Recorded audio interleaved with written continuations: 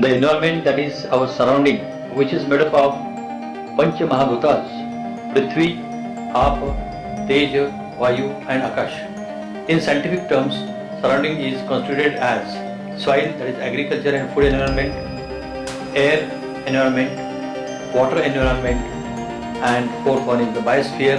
And to maintain the harmony and the healthy interplay among them, the balance is required. Presently, all the environmental components are destabilized, and it is necessary to restabilize them by constant analysis and monitoring.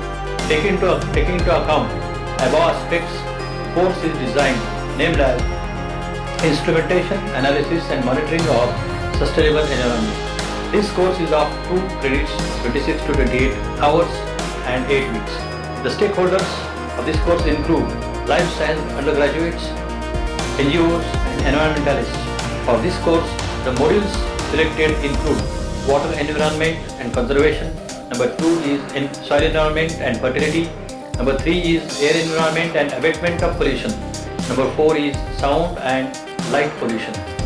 To carry out analysis and further monitoring of above environment, following parameters and instrumentation will be handled by the stakeholders. Number 1, for pH of the soil and water, pH meter.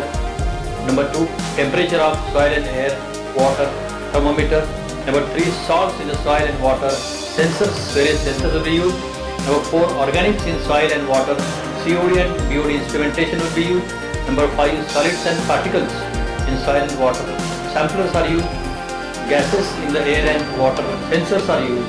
Spectrophotometer, turbidometers are used. Number 7, there is a sound level for that purpose, sound meter is used, and the intense light for that purpose, lux meter is used. And the last one, there is a metallic analysis of the soil, water and air, atomic absorption spectrophotometry and civil instruments are used.